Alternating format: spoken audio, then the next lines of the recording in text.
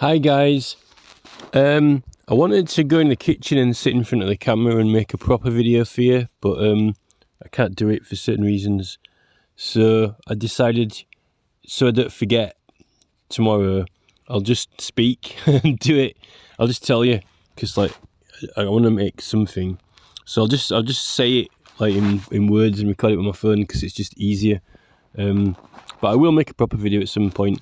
So I need you all to really be interested in this because it's very, very important, because the government really like to mislead people, and a lot of councillors don't even know what they're doing anyway. They don't know the regulations properly and the rules and read it and fully understand what it means and be interested in why it's the law and for what reasons. So local referendums are a way to get things done. And people kind of aren't really that aware of them or don't even think of them. Now, you have local elections and you can have national elections, but the right to petition the government is the right to petition the government over anything. Now, when we had Brexit, it was a referendum over one matter. We weren't electing a local party or a local councillor, and we weren't electing any ministers. We were voting over a referendum for Brexit because it was important and we petitioned for one. So it's a form of governance of England. Different political parties and systems of government are forms of governance, but also, whether we are going to govern England with a set of regulations being part of Europe or not part of Europe. So when it's a type of governance, it just means a type of way of running different parts of the government nationally or locally, right? So if you want to change something, then you can petition for it and ask the council to decide on it. But if you get this certain huge amount of people to back it, then you actually are entitled to get a referendum about it. Nationally, it's 5%, and I think about 5% of I think there's 60 million people in the UK or something like that. 5% of it is about 3 million or something like that. So with 3 million signatures, you can get a referendum over something like whether you want anything the government is doing now, you can get the people to vote on it, like even if they're building a motorway, something like that. But it's quite difficult to get 3 million signatures. I think the Donald Trump petition, silly petitions usually get massive. The more ridiculous the petition, the more people sign. The more important and serious it is, the less people usually sign. I think the Donald Trump petition got 1.6 million, which is only about half to get a referendum triggered. Now, currently, there's that Tony Blair petition to stop him getting a knighthood. It's got 1,150,000, which is not even anywhere near as much as the Donald Trump petition got. Just people trying to stop Donald Trump from coming to England. So it can be done, but it's quite difficult to do it. But the thing is, locally, as soon as you start concentrating locally, you don't actually, it's a lot easier to do it. Now, this is the thing, right? We don't only have local elections. We can actually have local petitions because central government doesn't deal with local matters. Local councils deal with local matters. Now, it says in the Referendums and Petitions Act that you work out what the equivalent of your electorate is. What is the equivalent of 5% of it? So the equivalent of 5% of your electorate is the figure that's required to trigger a local referendum on something, right? Now, you can have a referendum over anything. You could say that you want to suddenly, if everyone's getting sick of the council, you could actually try and vote the council out halfway through if they're really, really doing bad things. You know, you could try and get rid of councillors, you can try and change the party or anything if you can get enough people to sign it. But also, a referendum is the people making the decisions, not the council. We decide who's even on the council, and we can decide what the council actually does. Usually you get petitions, right? Council usually says they want so many signatures for you to have all the full council in the meeting. For example, in our area, if you get 3,000 signatures, you can get all the council attending the meeting and they'll all vote. The council will vote, right? And the council decides. But it's still the council deciding. But obviously, if you've got a lot of signatures, you can persuade them to vote one way or the other. But it's not guaranteed, right? Because the council can still vote on it. Now, when you get this 5%, which is, you know, a substantial amount equivalent to a local area, then you can actually trigger a referendum. It says in the law. Now, the thing is this, right? So, if you live in somewhere like Perth, right, which is in Scotland, 5% of the local people is only 400. You only need 400 signatures to trigger a local referendum in Perth. Now, in Oswestry, for example, 5% of the electorate is 3,500 or something, which is, it's okay, but not impossible. In our area where I live, it is 15,000. You've got to get 15,000 signatures to get a referendum. Now, it says in the Petitions and Referendum Act that you can get a petition for a new form of governance. Well, governing an area, there are different things that you govern in an area, right? So, if the council are planning to change the layout of the roads and regenerate the town, and you do, and if the council did get voted in, but the people don't mind what the council are doing in other things, but they just don't like the road layout or something that the council are changing, then they get enough signatures for that 5%, then the people say, no, we're going to decide. We are deciding on it, not the council, right? So you get this 5% and you can actually take power away from the council. And a lot of times, sometimes people get, not always, but I think there was a petition about the hospital once and it actually achieved enough to get a referendum, but because nobody called it or asked for it, we didn't actually have a referendum, but we should have done. And actually the wrong figures were published on Google as well for what the 5% was. So people didn't actually realise it. I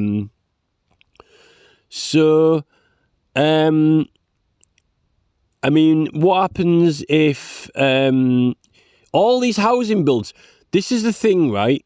You know, we're having trouble with a hill fort. We want to stop them putting cafe and building on our hill fort because it's like ancient site and stuff like that, you know, and council are really, they've broken all the greenbelt rules. They're doing everything they can to try and cheat.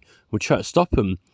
So, but the thing with a referendum, you could have it, you know, all these housing builds that are going on. Oh, the council are going to build houses and then you got a chance to object, but the council still, you know, ignored the objections and carried on. There's a lot of people who are very, very upset about houses getting built, and they said that we've tried everything, we've tried doing petitions, we've tried doing this, we've tried doing that. Usually people will, for a housing development, it's hard to get people interested who don't actually live there. They usually go around the whole area. They might even try and do the whole village. They might get, 1,000, 2,000, 3,000 signatures. But then they stop trying. And they might even achieve that number that needs to get a full council. They might even want to get a bypass or stop someone building a bypass. They usually might get about 8,000 signatures or something like that in a local one. But usually they don't know about or try for this figure that can trigger a local referendum. And they can actually take power away from the council and above the council. You could do that. Every time the council are going to build houses somewhere and you want to stop them, you could do it. If you want to try. Now, the bigger your area, the harder it is. Like, if you need 15,000, it's not going to be easy to get 15,000 signatures of people supporting you just because you don't want houses built next year. But it is possible. But most people give up at the 3,000 signatures or, 8,000 if it's about a bypass or something. They don't really push it and try enough to get enough signatures and say they want a referendum as well. Now, You've just got to do it. Now, this is the thing, right? This is the really important thing you need to understand, right?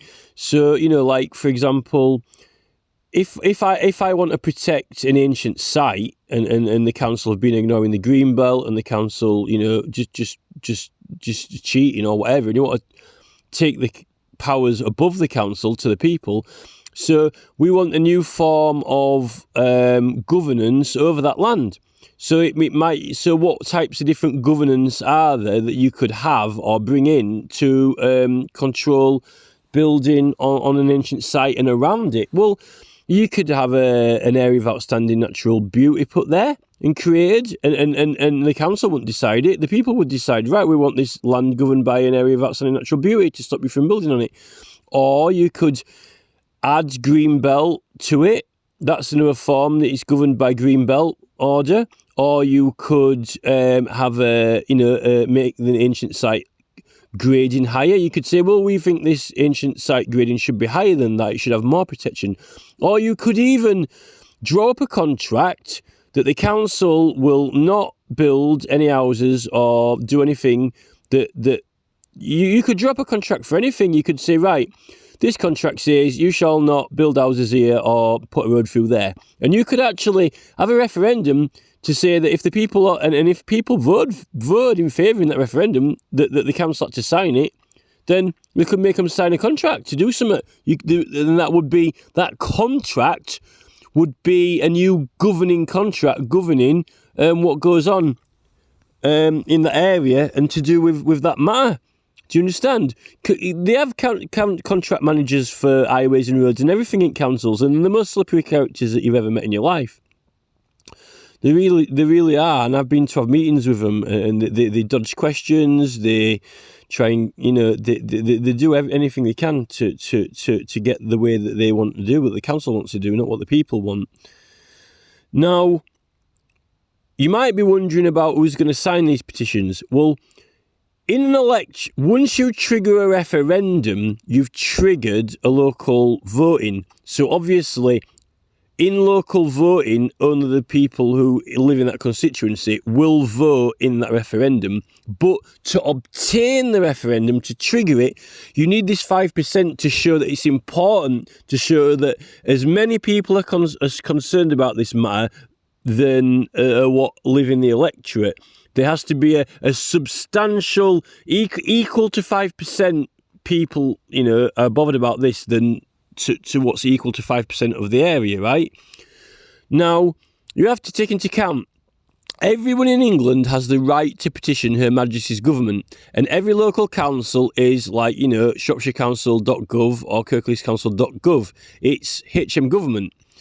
The whole country is HM government, right? Whether it's local or it's only either central government or local government.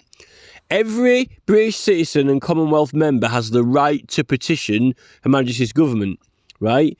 Now, the thing is this. If you've got a town centre like, Birmingham city centre or Shrewsbury or, Manchester or, Dorchester or whatever, right? So if you've got a town centre, half those people in that town centre don't even live in that town. They might live somewhere else, but they obviously work there. Office blocks, B&Q, stationery shops, offices, telephone companies. You've got a lot of people in that town who don't live there. They drive into that town, park up, they use the streets, they buy their lunch there. So obviously they've got a vested interest in what happens in that town, because they've got if the council's going to change the town centre layout or change a one-way street or anything, everybody who works in that town, that's their workplace, right? And also, if you travel through it regularly every day, if you drive through a town every day to get to another town, then you have a vested interest in it. Now, you've got the right to petition because it affects you. Now, people who live at Johnny Groats, who have never been to Birmingham and never going to go to Birmingham, they probably are unlikely to sign a petition about Birmingham, A, because they're not interested in it, and B, because it doesn't affect them. But if you could persuade them to be interested in it or ask to help out, then they might sign it. But usually it's only the people who are interested in it who it affects. So people who work there or travel through there will have an interest in it, or actually might be very, very concerned about it, because if they're going to change all the town centre, then it's going to affect them getting to work and back. So it doesn't matter who, anyone in England can sign a petition to trigger a referendum, particularly if it concerns them and affects them. Obviously, if you've got an ancient site in Scotland and you are an ancient site, Stonehenge, but if you live up north, well, if you're not interested in ancient sites, then you're not going to be interested in signing a petition to save an ancient site. But if you are, if your one favourite hobby in the whole world and interest is ancient sites, then, that's for you. Because you might love going to Stonehenge and you might care about Stonehenge. And obviously, if it's not going to go to central government, as central government have said no, local council sorting it out, then you petition that local council. So everybody who's interested in that thing, who cares about that ancient site, because it's a national interest, can sign the petition to trigger a referendum if they achieve that number that is equal to the 5%. But the only thing is, they won't be voting in the referendum. The local people will vote in the referendum when it's triggered, because everyone else has said, look, excuse me, local people of, wherever, Dorchester, we all are interested in protecting Maiden Castle, Hillfort, because it's very important to England, and your council are going to destroy it, and we, the people of England, want it saved, so can you please, what do the people of Dorchester think? And then the people will vote on it, not the council. But if those people still vote, not to protect it, then you can go to central government, and then you start petitioning central government, and you say, look, we want to protect this place, and then you might get 10,000 signatures for a response. Then you might get 100,000 signatures, and Parliament are meant to debate it, and then Parliament can debate it and then decide to intervene. Now, if Parliament don't intervene at 100,000 signatures, life's not over.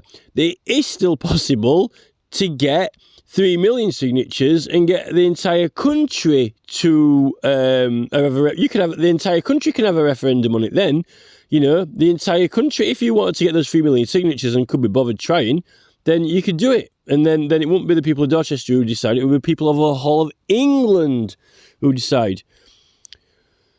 So, yes, you can have a local referendum over something, and you need 5% of the electorate to do it, to deal with it locally. Now, like I said, if it is only a small electorate, like Perth, and there's only 5% is only 400 people, it's very, very, very easy to equal their 5%. You could just go into any group, you could go around getting signatures from people, and say, okay, we want the people of Perth to vote on this. They might not vote in your favour, but it's got to be better than the council, because a lot of the time the arguments are over the council. And this is the thing, right? The council, I don't think the council want you to realise this power, because the council have got strategies, the council have got business teams, the council have got deals with builders, their favourite builders who they give awards to, and they always seem to vote in favour of that builder. There's a lot of cheating going on in planning. Notices aren't being put out properly to even let you know that they're going to do building work. Lots of people complaining that council meetings rushed or dodgy, evidence isn't given. All these things. In the councils of, allegiances with local football teams. Local councils have allegiances with bus companies. They put their own slogans on the buses, and football team make it look like, team together, we're the team, on our side, contractors. It's one massive team, and you never seem to be able to beat them. Whenever they're going to build houses, they just do it. People complaining and getting upset because they're trying to do something about it, frantic. You can do something about it. And the thing is, because there are some very small electorates, right, you can actually get a group of people together who start growing in mass, 20,000 people, 30,000, 50,000. And if all these people really, really care about people, getting upset by housing builds, they could actually start on a regular basis signing and helping other people protect their areas from getting built on. Because it's very easy to help Perth because you only need 400 signatures. So every time there's a housing building in Perth, everyone could help them get a referendum triggered if the council are, refusing to protect the people's houses from being built on, right? But though if you had a group of 400 people who kept helping Perth, it's not enough people to help Oswestry because 5% of that is 3,000 people. So you need more people. So once you get 3,000 people, then you could help a lot of more people out in a lot more electorates. But it's not enough to help out somewhere like in West Yorkshire because you need 15,000 signatures. So you can't help somewhere out like West Yorkshire to get referendums to stop housing because you need 15,000 people, right? Now, some electoral areas, very, very big ones, might have a 5% that is like 50,000, But what you do is, if you found out which the biggest electorate was in England, what is the biggest electoral register in England, right? And what's 5% of that? It might be 500,000 or something like that. I'm not sure. Let's say it's 500,000, right? If you had a Facebook group with 500,000 people who absolutely detest and despise people getting houses built and upset about getting views blocked off, whatever, just frantically upset about houses getting built next to them and they just want to do something about it. If you managed to get a Facebook group together that had 500,000 people, right, there is nowhere in England where they couldn't team up and get a referendum. Now, like I say, it's not guaranteed that the local people will vote and help you out and block, the build, right? But the argument usually is that it's something usually wrong with the council. Usually the local people aren't right keen on the build, they don't really like it, but they don't think there's anything they can do, or most people can't be bothered helping them out, but then or they're not bothered either way.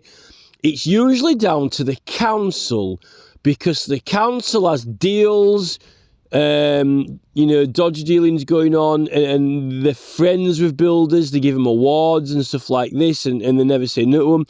And now you find Boris Johnson, when councils aren't actually voting a certain way, Boris Johnson's now trying to take the power off the councils. I think I heard that one council voted against an airport expanding, and apparently the government is stopping them from taking the council powers off them. Yet, if you had a local referendum over the airport, you've got the right in a local referendum to vote either way. We don't want the airport to expand. Right? So how can Boris Johnson say, well, I'm taking the voting powers away from those people?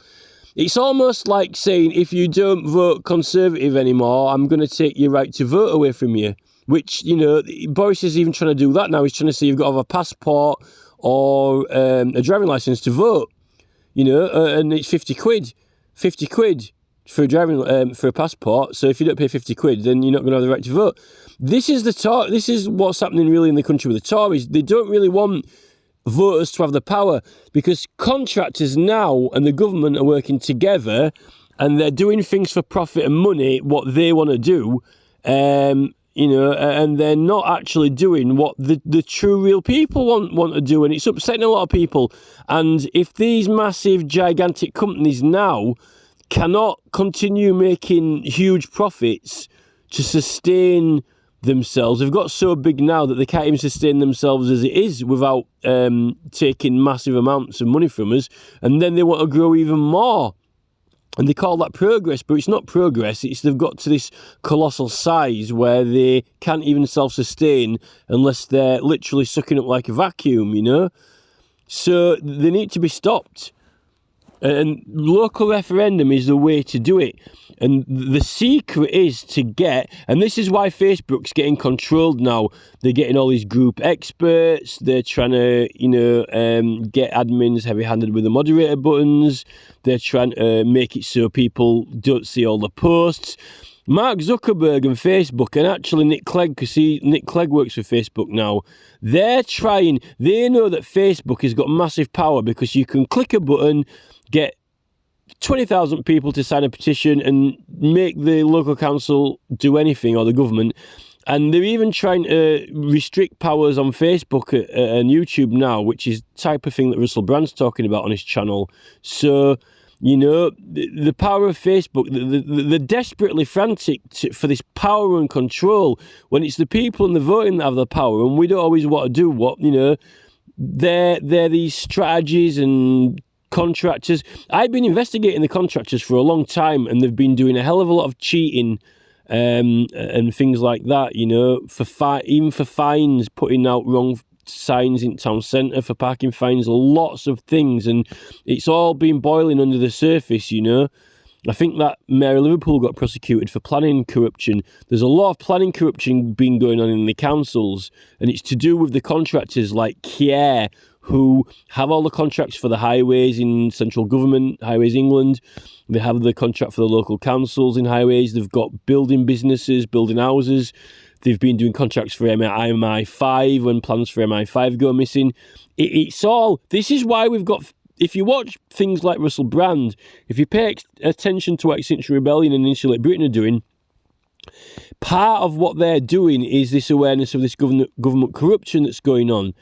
So, you know, we've got certain powers to stop them just banging all these houses everywhere, and people try, but they just kind of haven't really either tried hard enough or understood that they've got the power to access this, taking the decision making away from the local council. So I just want to kind of try and get you to you know, I just want to tell you a bit about it, and then, you know, go off and look at it and read it.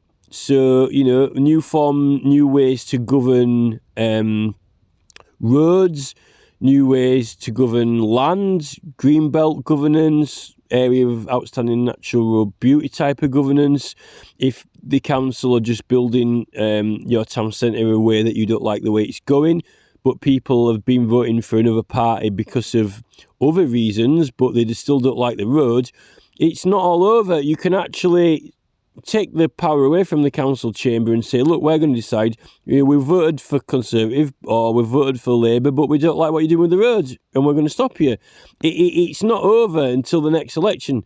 You don't have to wait for the next election and vote in a new different government or councillors.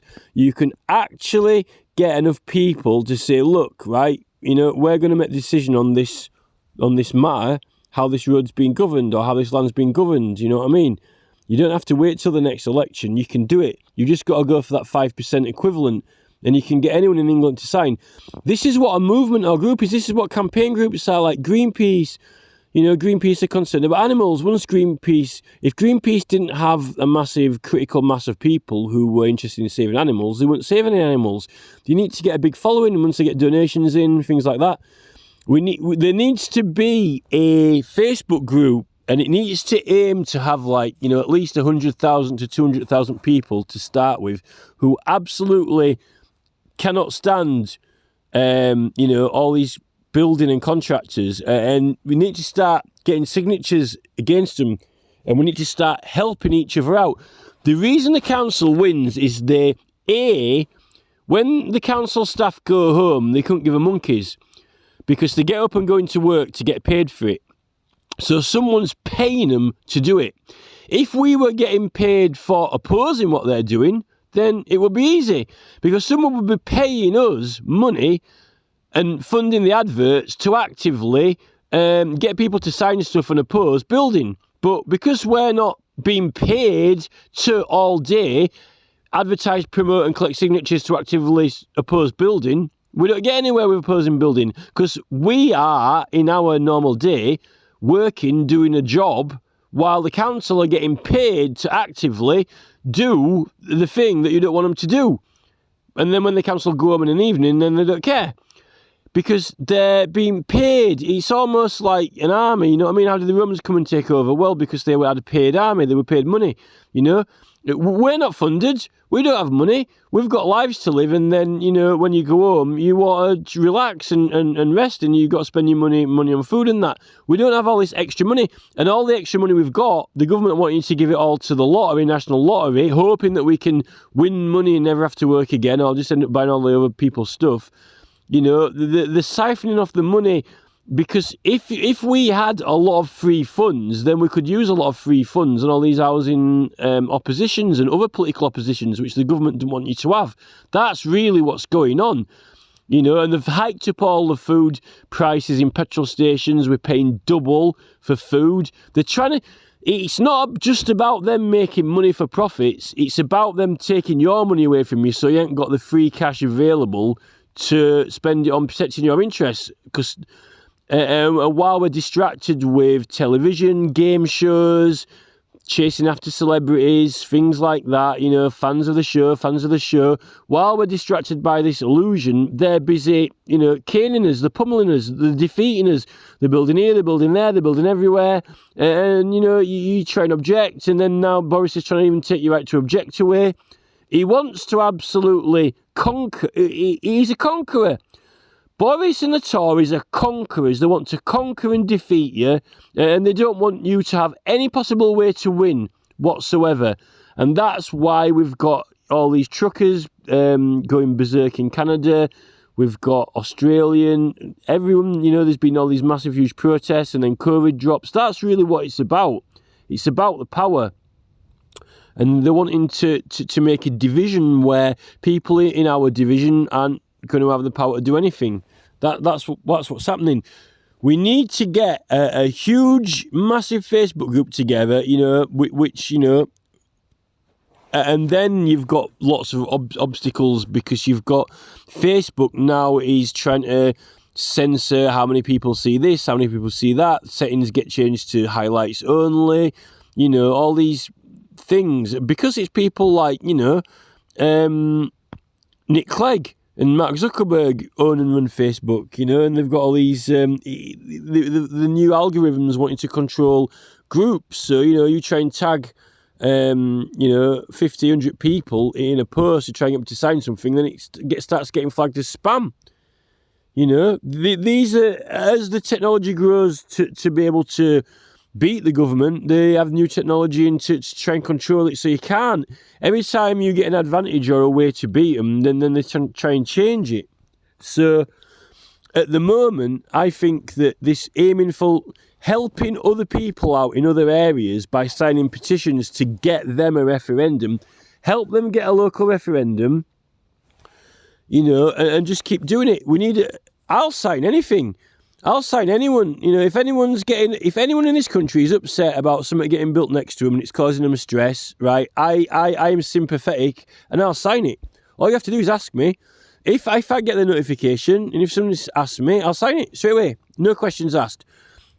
Somebody's wanting to build houses next to me. It's really upsetting me, causing me distress, and it's ruining the area. I'll sign it straight away. In fact, I'll sign something to say that anyone in this country who's got a petition that is to do with something getting built next to them that's upsetting them and destroying their countryside, I automatically give my signature to it without question multiple times, right? That's what you want. And then the local people will, get to decide on it.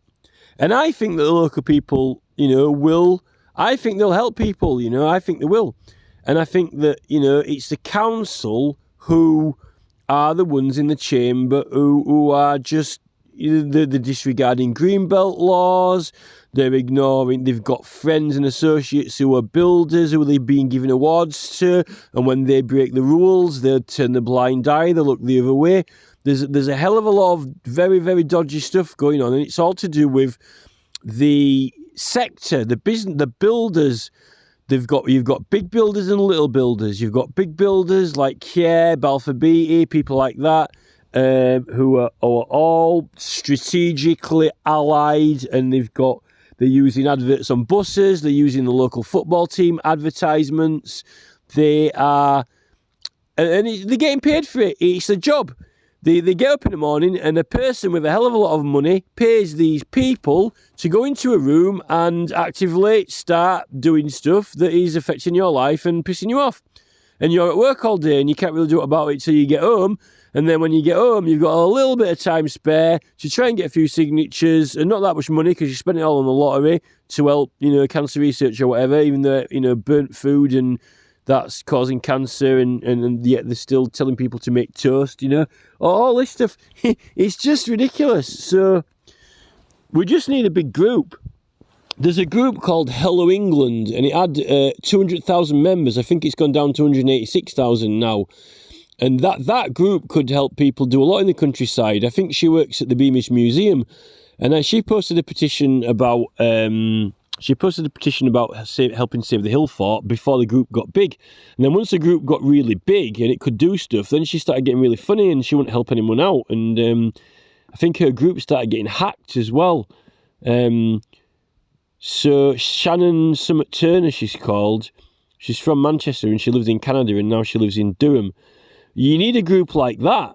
But when you've got a group like that and it's got a lot of power, I think the government start getting interested in it. And this is when you get this mysterious hacking, and you get other admin take control of groups, and lots of strange things goes on. And then you might be trying to post something and it mysteriously you get booted out. You know, it could very well be the government who are doing it behind the scenes because they don't want that to fail. Can you imagine how serious it is if the government are building a new massive road bridge like that Perth Bridge, right? And you only need 400 signatures to stop them doing it, right? Or to get the locals to vote on it.